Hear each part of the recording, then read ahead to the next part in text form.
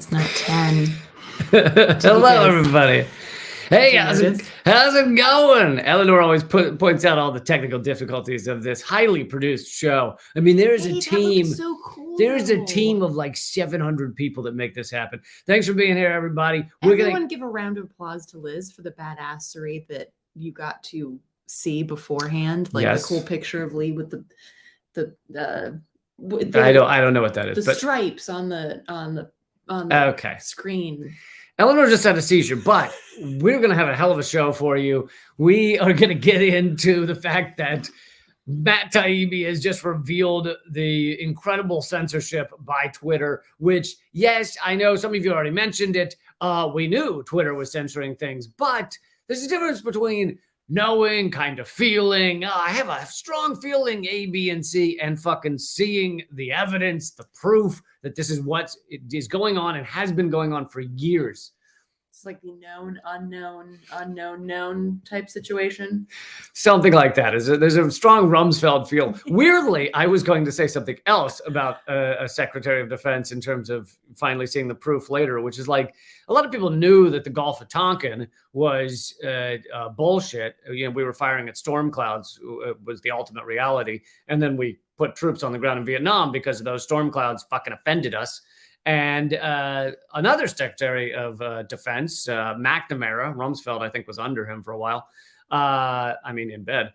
And McNamara revealed on the Fog of War that, yes, they were storm clouds. And whoopsie, we went into Vietnam because of storm clouds. So there's a difference between kind of knowing something and then the real evidence, real hard evidence. So let's just get into that. I mean, we're going to get into a bunch of other things too. The rail strike that now seems like it's not happening.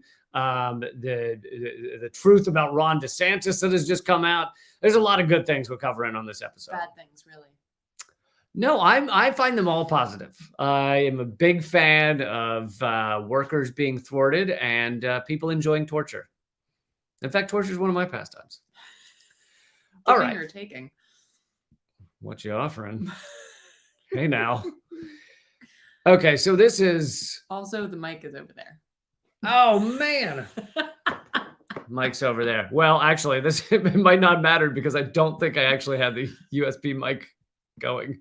Nope. Y'all, we are on top of it. Okay. There we go. You would have heard the mic over there had I had the right mic plugged in and not in the right spot. All right. See, sometimes you noticing or commenting on how terrible we're doing here is useful. I didn't say it was terrible. You said the mic's over there. I noticed a geographical location and commented on it. Well done. Thank you. All right. So this is from Matt Taibbi. Matt Taibbi, excellent journalist. I've been, I interviewed him on Redacted tonight, but I've been covering various stories that he's put out for years. His book, The Divide and Griftopia, are epic, to use the parlance of our time.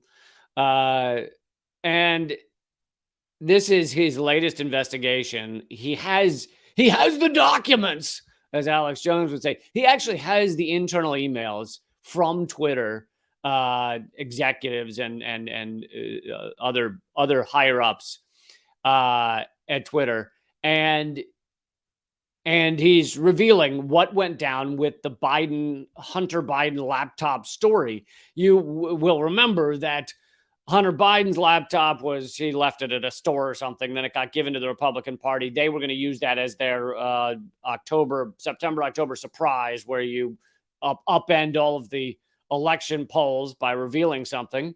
And so they put out various things from his laptop. Now, many of the things, as I said at the time, many of the things don't involve Joe Biden. So in terms of Hunter Biden's a crackhead, Hunter Biden sleeps with prostitutes, all those things, I'm like, that sucks for that guy if it's a problem, but it's not, it doesn't influence someone in power that I want to criticize. So I have no problem with people tweeting about it like they could tweet about a celebrity, but to me, it's not like a story of importance unless it comes down to introducing Joe Biden to Ukrainian executives and things like that, which is apparently what Hunter Biden did. And as we now know, he was put onto this board of an oil company in Ukraine, getting $50,000 a month for doing nothing, basically introducing those people to his father. So it ended up having connections to the government.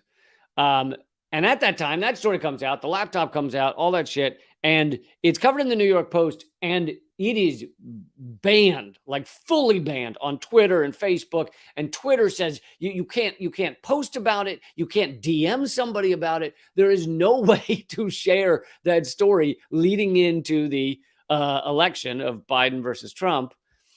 And so here are some of Taibbi describing the situation.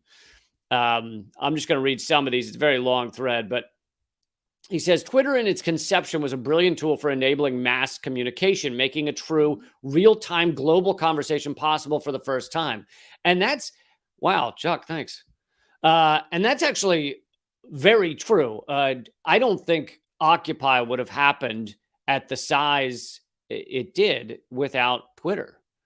Even though Twitter was much smaller then, it played a pivotal role. I don't think a lot of the Arab Spring would have happened without Twitter. No matter how some of those uprisings ended, that's kind of not the point. The point is it allowed people to put forward these messages in a very free way. I don't think and also I think it's also been used by a tool. Used as a tool by now it's being used by a tool. It's one of those moments where your subconscious is like, you just got to say this. Yeah. Let's get this out of the way. Yeah. It's been used as a tool by mutual aid groups and community organizers to check on what's going on in a live situation, because people post things to Twitter continuously as something is going down. So for instance, in DC, when there were fascist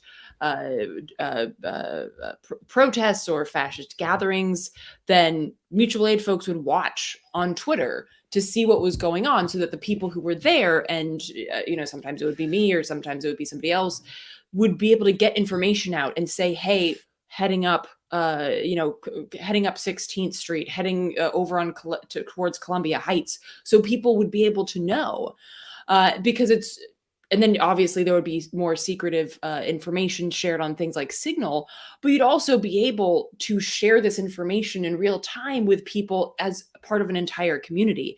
Hey, check Twitter. If you're going to go out, make sure that hashtag fashion DC or something like that. And you'd be able in real time to see what was going on in your city. So Twitter has been a powerful tool, not just to create organizing spaces, but for organizing spaces to create safety and security inside of communities. Yeah, used in a lot of ways. And there's been a lot of positive that come out of it. I know we highlight, I don't mean me, but the world seems to highlight all the awfulness, but there's been a lot of positive that's come out of Twitter. And, I, of course, have used it to get my stuff out as well. Back before I was, whatever level of shadow banned I am now, I actually, going into that 2016 election when Bernie Sanders was being completely railroaded out of the primaries, I got a hashtag trending, and I think it was the top or second most tweeted hashtag for a few hours. And this is during the primaries. This is a key time, and I created the hashtag exit poll gate, as I was showing the exit polls don't match up with the voting, and it was showing how Bernie Sanders was being rigged out of the primary, and that type of thing could go viral. Like, people would talk about that and spread it, and it became a big discussion online. And that, after 2016, completely stopped existing. So although Matt Taibbi's thread here focuses on the Hunter Biden laptop, we're going to mention that, but we're going to talk a lot about how all of Twitter has suppressed very important things over several years now. Mm-hmm. Okay, so he continues giving people the power to create and share ideas and information instantly without borders. As time progressed, however, the company was slowly forced to add those barriers. Some of the first tools for controlling speech were designed to combat the likes of spam and financial fraudsters, but slowly over time, staff and executives began to use the tools for many more purposes. And outsiders began petitioning the company to manipulate speech as well, first a little and then more often and then constantly. By 2020, requests from connected actors to delete tweets were routine. One executive would write to another, more to review from the Biden team. The reply would come handled.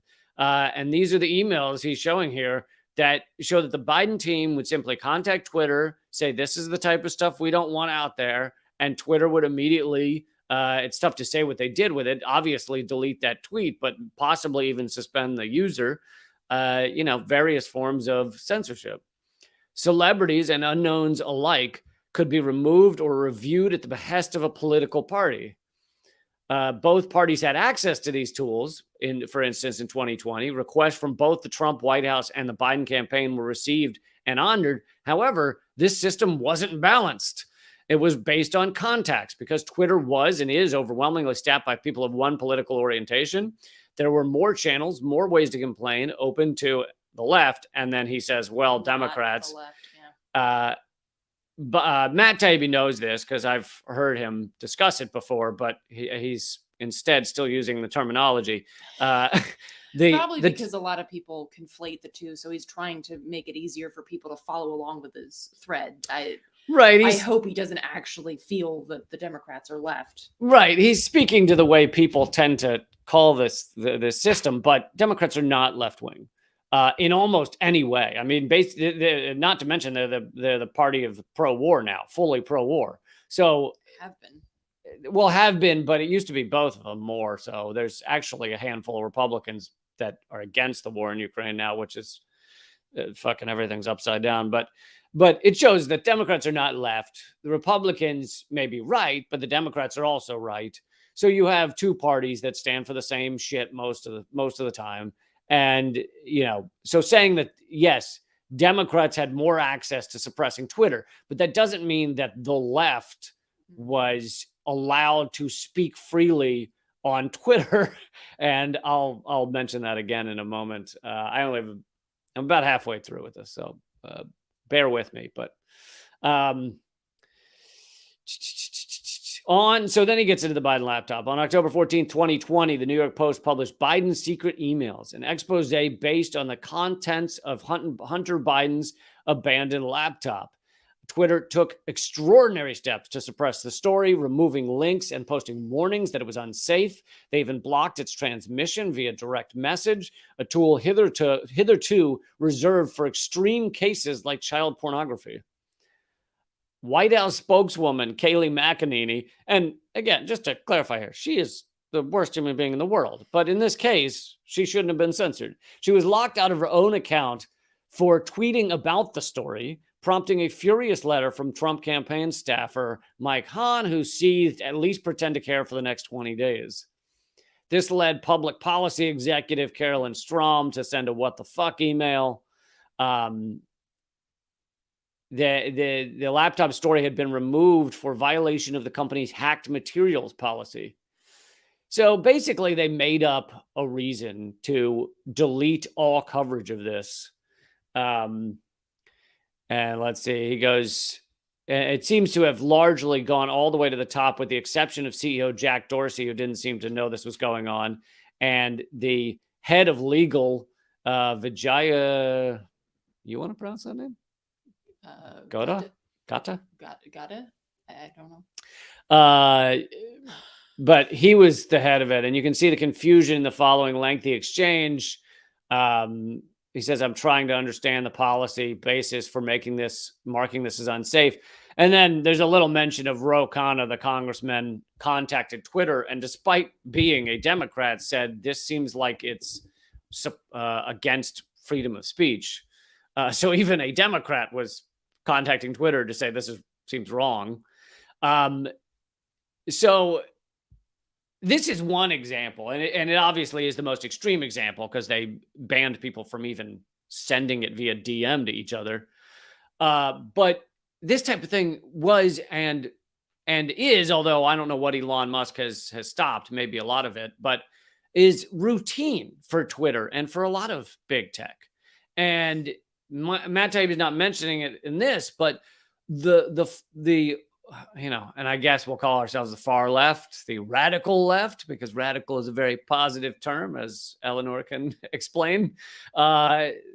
We are heavily suppressed and shadow banned. And I found that after 2016, my tweets would get a fraction of what they used to gain. And this went for anything that even had terms in it, like Israel, or like calling the or probably the phrase U.S. empire in it. A lot of phrases help like you if you wrote Antifa and anything. yeah. So this clearly was not just to benefit Democrats, or not just to benefit, the left, as Matt called them. It's to benefit Democrats, which Democrats find the far left far more threatening or scary than they do right wing. Yeah, so, absolutely. Sorry to talk so much. That's okay. There's a lot there. I don't know if you have any thoughts on it. Forgive me for going on and on. No, I mean, I think that was pretty much it. That yeah. And the hope is that now that Elon Musk, who is, I've done many segments on how he is a not just right wing, but a sociopath who is a billionaire and has gotten that money by exploiting others and will continue to do that. And that's not going to stop.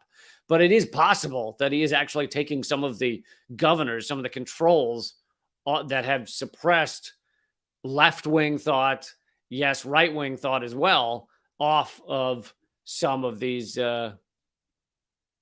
Twitter interactions. But who knows? I guess we'll see. You'll see if Matt Taibbi's Twitter thread is still there in a few days. Oh, no. Elon Musk has already responded to this, and actually in a positive way. He said things like, Ro Khanna's I don't know. He said something very positive about Ro Khanna for standing up for freedom of speech. And so Elon Musk likes this thread, because this thread is basically saying Twitter sucked before he got there. so he's like, yeah! Sure, which is like the only person to say that, because everybody else has been pointing out what a fucking mess Twitter is now. Yeah, and it is a mess in other ways. But I'm only going to spend 1 minute on this, but it's too funny. Really? It's too funny. It's too. Okay. Can't I please? If you must. I must. 1 minute. 1 minute. This is Kanye West on 30 seconds of Kanye West wearing a black mask on Alex Jones' show. No, 11 seconds. And actually getting Alex Jones to nervously laugh and disagree. Oh my goodness. Just because you don't like one group doesn't mean the other. Look, I love Jewish people, but I also love Nazis. Oh man. Well, I have to disagree with that. Oh my God.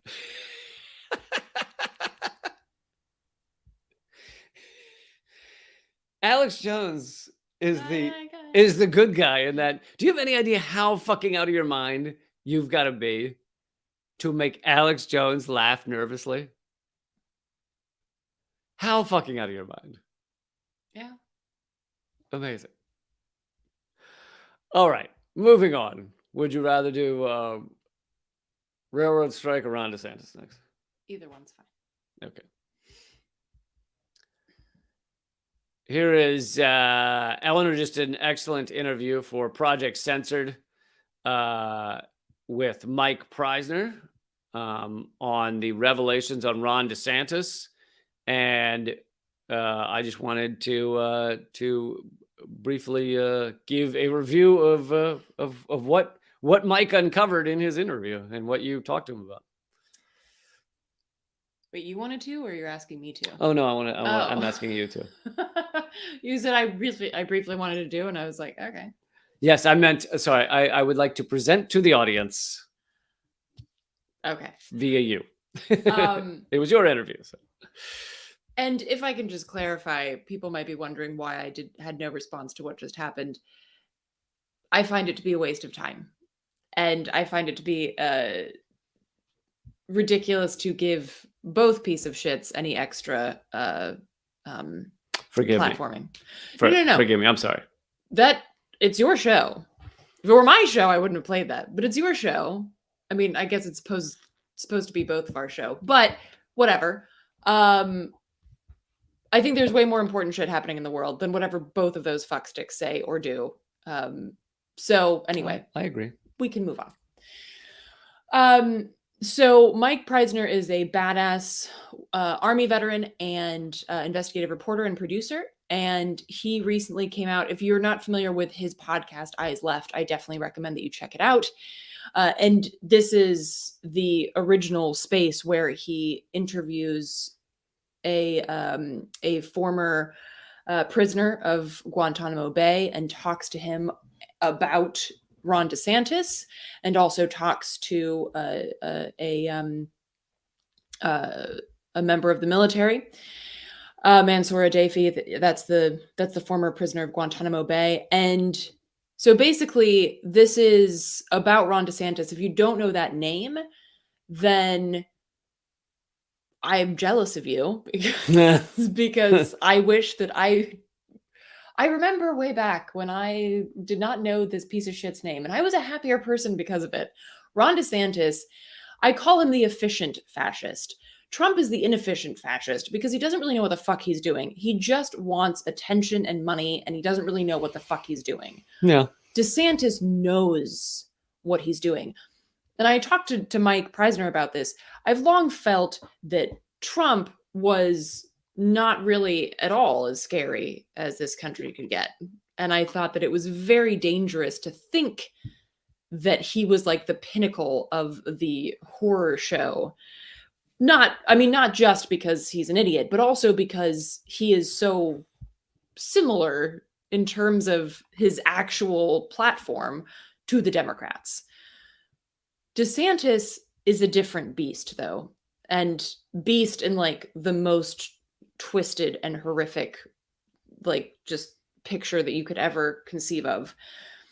DeSantis will oftentimes tout his military career, but not so much his time at Guantanamo Bay, where he served as a JAG officer. And JAG officer is basically a lawyer in the military because the military has its own courts, its own court system. I didn't realize how much JAG officer sounds like Jack officer.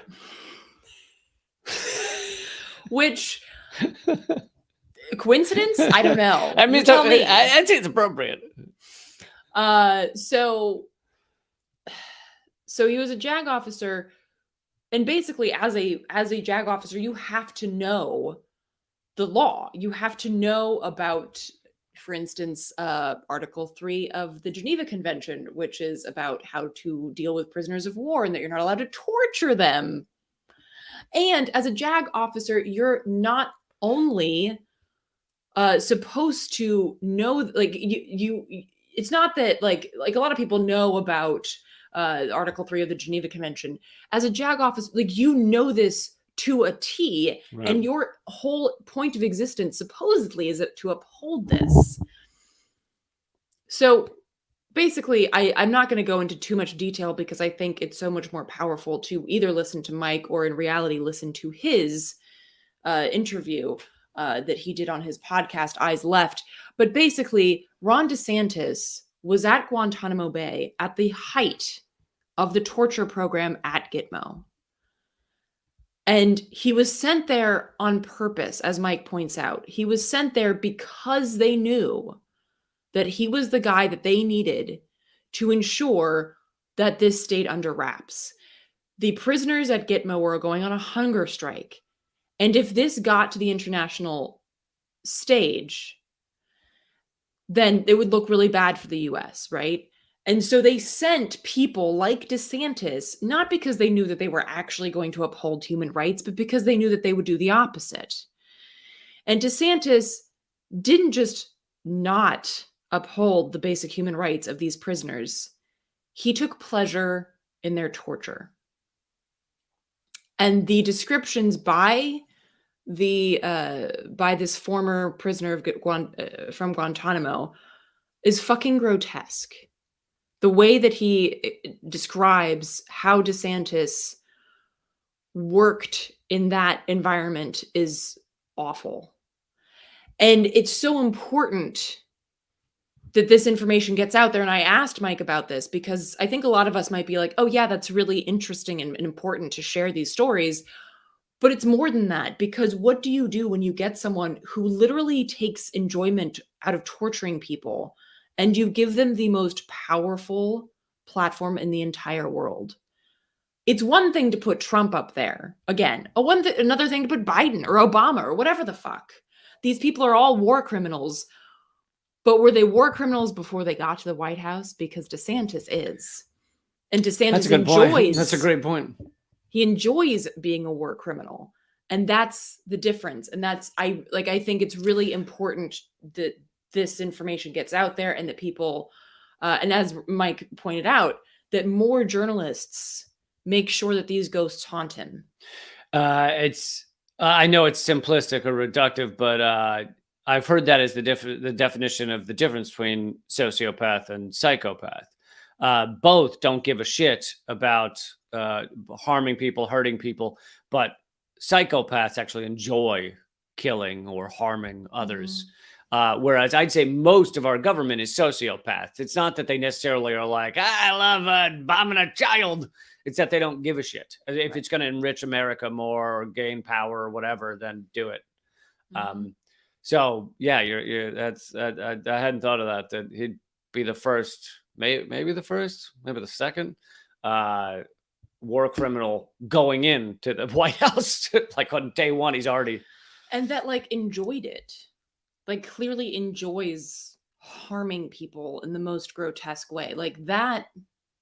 Yeah. That should be really fucking scary to everyone. Another example of someone who got to the highest levels of power with that same pedigree is Gina Haspel, the former head of the CIA, who oversaw torture.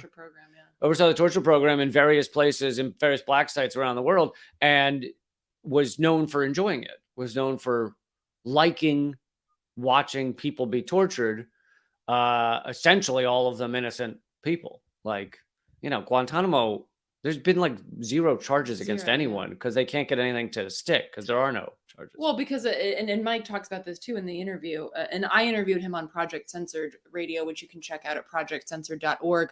But, and Mike talks about this, and again, Mike is an Army veteran as well as an investigative reporter. And he said that what happened is that the U.S. was just so desperate to get prisoners, because if you're going to have a war on terror, you have to have terrorists, right?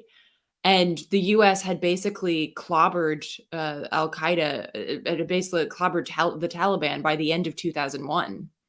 But that's no fun. We can't have a 3-month war. That's boring. So what do? You keep trying to find these terrorists. So they basically they went to local warlords and they were like, hey, send us terrorists. And the warlords were like, okay, you're going to give us money if we hand over some random teenager to you? Right. Sure. Here's so they my would enemy. Literally, yeah, they would go to, they'd do sweeps. They'd pick up hey, that family fucking was rude to me. I'm going to tell them that their 17-year-old is a terrorist.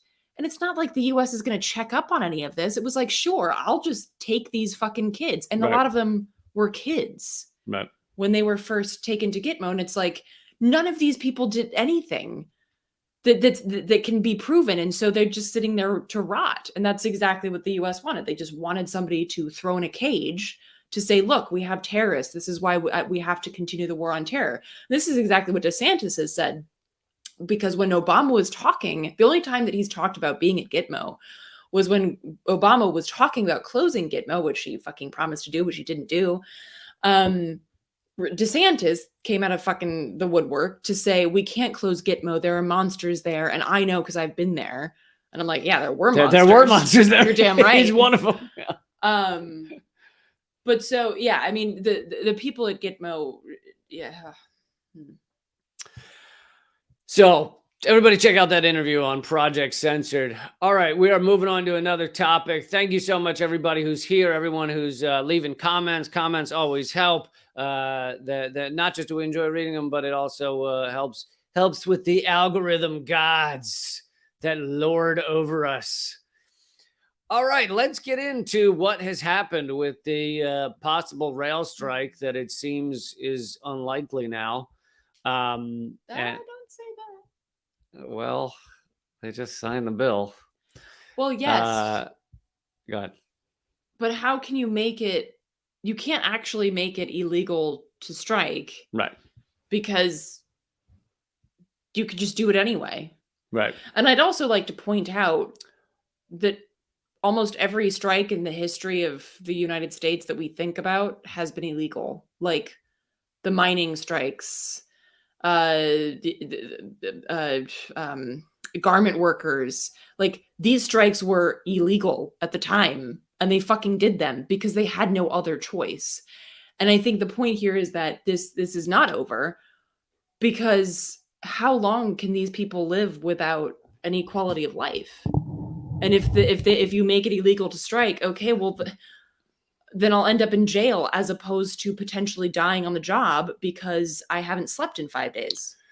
Right. I know. Yeah, you're absolutely right. Many strikes are either illegal or at least against maybe even what the union was going to agree to. I mean, withholding your labor, to get it down to its basic level, withholding your labor is one of the things that workers always have the ability to do. Fucking always. So the idea that it's now illegal to strike is, bullshit. But I guess it makes it. And yeah, I wanted to bring up the FAA strike back during Reagan's days and go into a little bit of that history, if you are okay with bearing with me for that, for the little history of the FAA. But yeah, absolutely. I think that's an important comparison. But we'll see. I just want to read a little bit of this because this is how CNBC is phrasing it. So this is obviously the mainstream view of things. President Biden signed a bill into law making a rail strike illegal, preventing workers from walking off the job weeks before the holiday season. So they say, end of story, that prevents them from walking off the job. After his administration aided in negotiations for months, the sides reached a tentative agreement in September. Aided in negotiations? I would not say that. Oh, they mean that he gave aids to the negotiations. That sounds more like it. Talks ultimately stalled and rail workers threatened a strike. Biden then asked Congress to intervene, and the Senate, by the way, most of the squad voted for this as well. So the so-called left wing of the Democratic Party is not left wing. And the Senate passed a bill Thursday making a strike illegal. The initial agreement brokered by Biden administration. Yeah, let's be honest. Biden's not doing any of this. It's the Biden administration. Doesn't even know what a railroad is. It's the 40-year-olds that stand around Biden and tell him what to say. Was accepted by all but 4 rail unions. However, those are the ones with the majority of the rail workers. So a strike by rail workers so close to the holiday season and in a period of high inflation could potentially raise, meaning destroy, the economy, is the argument. Well, here's an idea. If you don't want the economy destroyed by a strike, then give the workers what they fucking want. Which is really not that much, like, for real. Also, sorry, can I butt in? Yes, I just wanted to, because you said it's not that much. I just want to tell people what it was. The initial agreement brokered by the White House would give rail workers a 24% pay increase over 5 years. Corporations love to do the over 5 years thing because they can often change it later. So they're like, oh, no, we'll get there.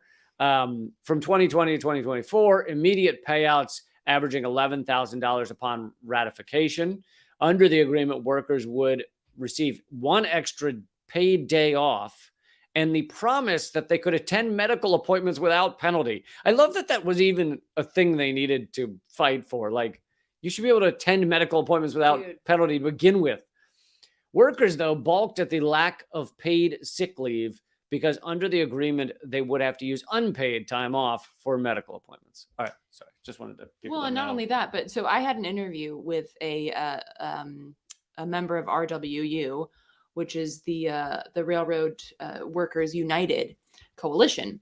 And he went into this in much more detail. I'm not going to go into all of this, but that's also at projectcensored.org. If you want to check that out, you just click on radio show and it's a few sheesh, we episodes. Get it. Project Censored's good. All right, fine. So basically, and let's put this into comparison with the people who just told the rail workers to go fuck themselves with a rail spike. The people who work at Congress. Fuck themselves with a rail spike? Is that what you said? Yes. Have no limit on sick days or time off. They make roughly $174,000 a year. paid for by taxpayers, and work on average 138 days a year. 138 days a year. 138. That's nice, isn't it? They never work a full month. In comparison, over the past 6 years, major railroads have cut nearly 1/3 of their workforce, which has forced rail workers to work 12-hour days. And many workers are on call 24 hours a day, 7 days a week because of this cut. And the rail industry is the most profitable industry in the country with a 50% profit margin. So at the same time Wow. that their profits have been fucking like just magnanimous, they are cutting their workforces and people have died on the job. Enormous. What did I say? Sorry, it's okay. No, what did I say? Magnanimous. That means generous. God damn it. I mean, they are generous. Yeah, they're very nice. Yeah. No, Okay. the size is generous. It's a generous size of profit. Yes, that. I'm gonna work on this. I don't know why I keep saying that. No, I totally agree with you. The word magnanimous sounds like it's very large. It just does. Because it But, sounds like, I know- it sounds like I know what it means, but It's I a- feel like I just keep.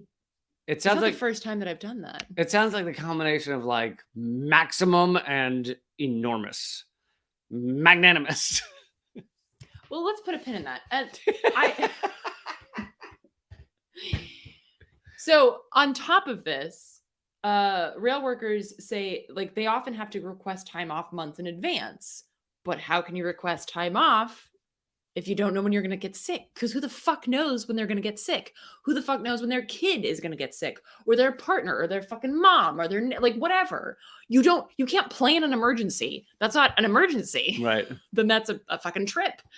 And so this is the situation, and this is why like the reason that Congress and Biden are so fucking scared is that a rail strike would cost the US economy $2 billion a day. And is that a lot of money? Would that hurt the US economy? Absolutely. But the US economy exists to hurt workers. Right. So really, you're not like the people who are mad at rail workers for potentially going on strike. You're not mad at workers. You're mad at the concept of an economy that can only exist by literally working people to death. And I'm not kidding, because there are people who have died of heart attacks, died of exposure, because people have to work in like negative temperatures. They also have to work in 100-degree temperatures without access to shelter or water. Like, people are dying on the job, and still it's not good enough to give them a few sick days. And honestly, that would have been enough to just that much of a release valve would have given them that space, but they couldn't even do that. So I think there are a lot of people that I'm hearing in the, in kind of the rail workers united comments that I'm privy to, which are not, of course, all of them, because I'm not a rail worker. But they're saying, fuck these people. Fuck these assholes. We asked for the bare minimum just to fucking survive. And they were like, can't do it. Can't do it. Sorry, won't do it. Can do it. Won't do it. Go fuck yourself. And now they've gotten the U.S. government to step in, still a Democratic Senate, House, and presidency to step in and fuck over the workers. Mm-hmm. And they were all ready to do that. But you also started to get at your opening salvo there, where you said that the whole economy is built on exploiting workers.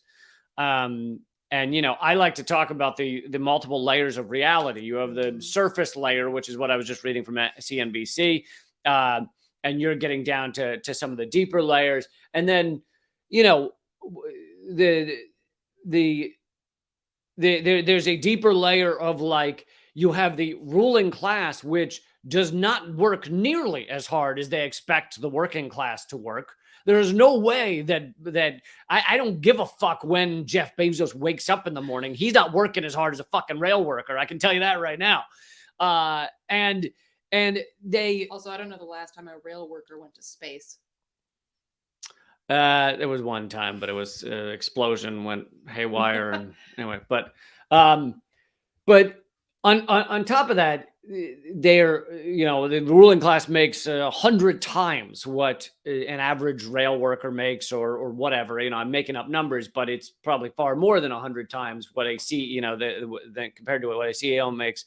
And that exploitation is standard in the American capitalist system. And then you go down to even a layer below that, and you get into the fact that why the fuck do we have an economy? And I'm sorry, sometimes I repeat this on live streams, but an economy set up so that people devote a third of their lives or more to a job they hate.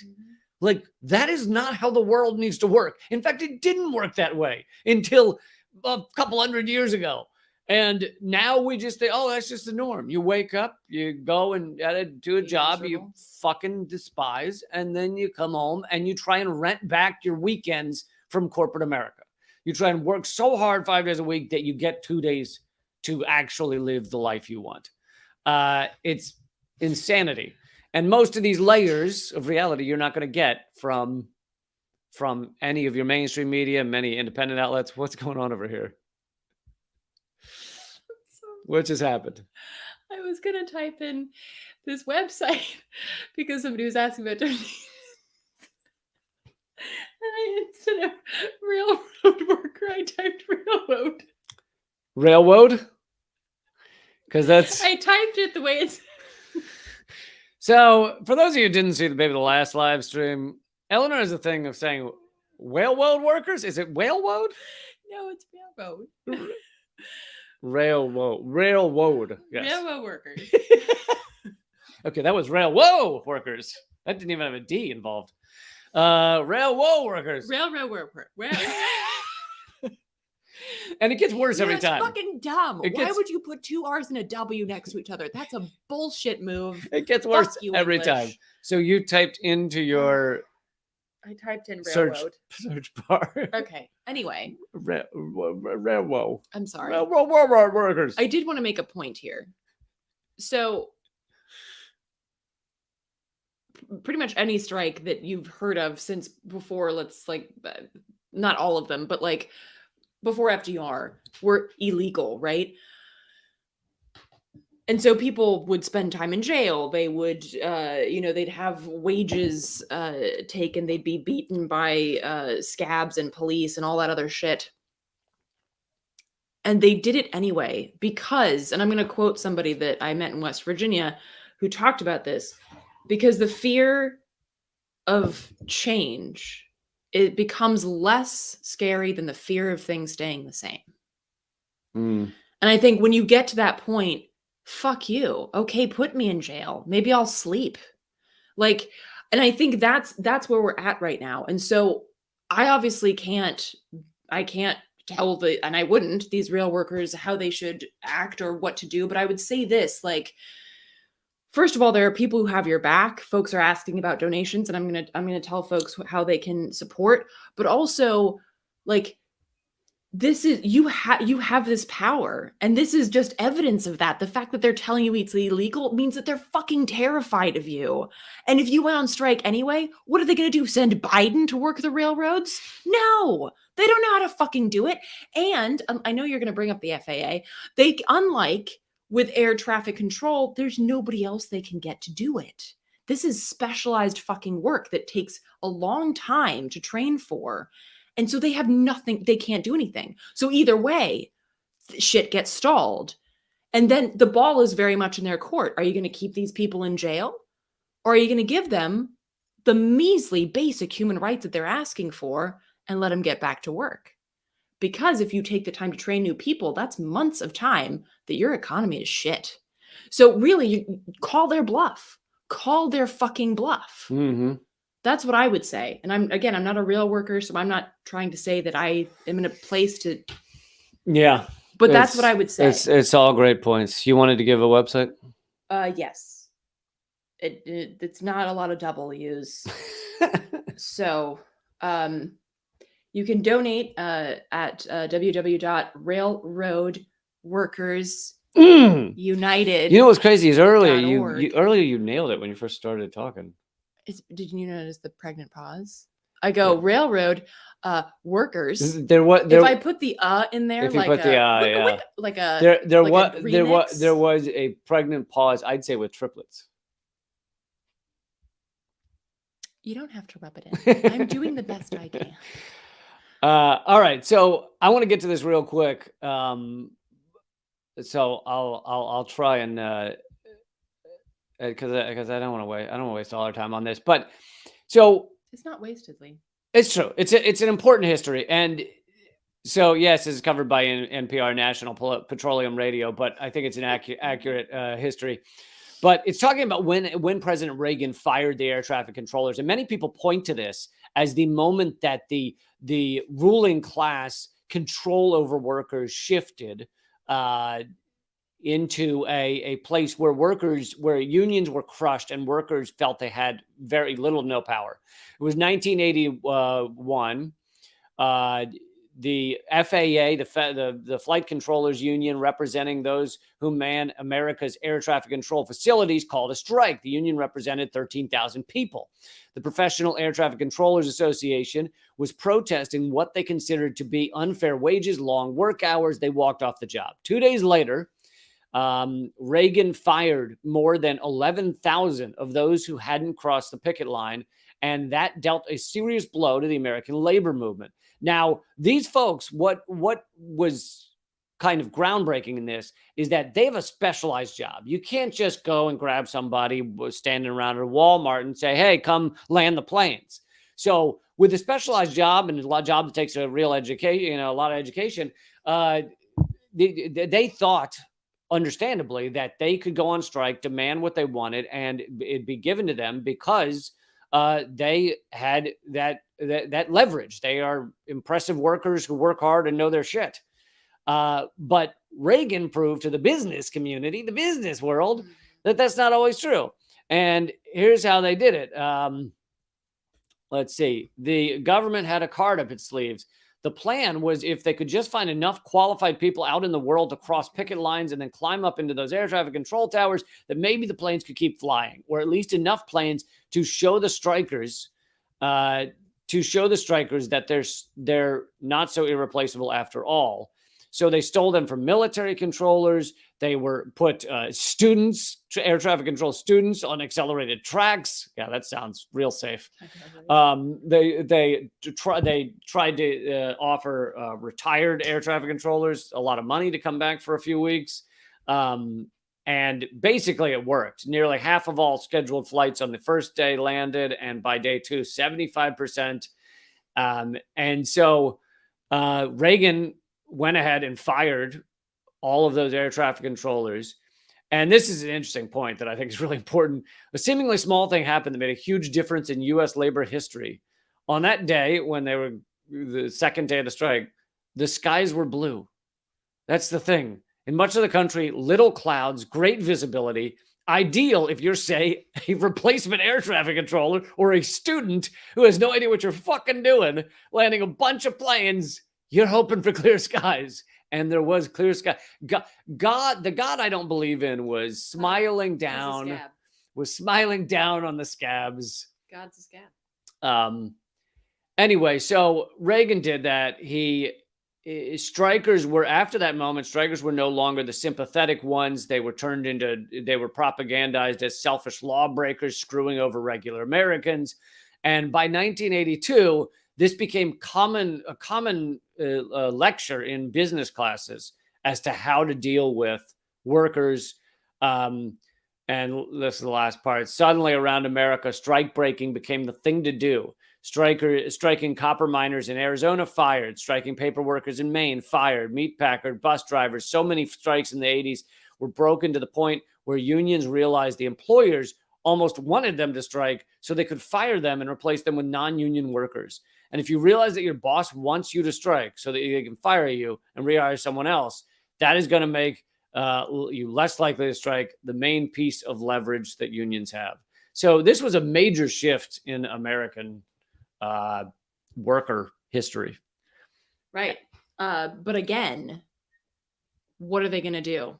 Yeah, no, but there are too many rail workers, and it's $2 billion a day. So it's like, even if they got a few of the trains back on the lines while these people It's not good strike, enough. it's not gonna be enough. And as opposed to how it is with air traffic, most air traffic is commercial. It's you going to see your niece, or whatever the fuck, this guy doing a business deal in fucking Poughkeepsie. Like, most of it is not essential to the economy, whereas rail is predominantly not passenger anymore. And a lot of it is shit that the economy needs to run. And a lot of it is dangerous materials, whether that be, coal, or whether that be oil or other hazardous materials that you have to be really fucking careful with when transporting. And these rail workers know that. They're trained for that. So you can't just ask Joe Schmo, hey, can you move this liquid hydrogen to fucking, like, no, you can't. So again, like, call their fucking bluff. Yeah. And, America, part of the reason America is on the more accelerated path in the death spiral of capitalism is because workers have lost so much of their power. And right now, although there's a recession, but it's already here, but it's getting far worse, on the horizon, workers have more power at the moment than they've had in a long time. So, it's time to change things back. It's time to fight back. And, it seems these rail workers are doing it to some degree. Even if they don't go on strike, they have shown that they have power. But yeah. All right, folks, we have more stories coming up over at rumble.com/Lee Camp. We've got at least one more coming your way. So please join us, rumble.com/Lee Camp. We gave you a little extra today on the other platforms, but it's free at rumble.com/Lee Camp. And whether you join us over there or not, I hope you'll go to leecamp.net and become a member there. But all right, we will see you right now at rumble.com/Lee Camp. That's where the rest of this live stream will continue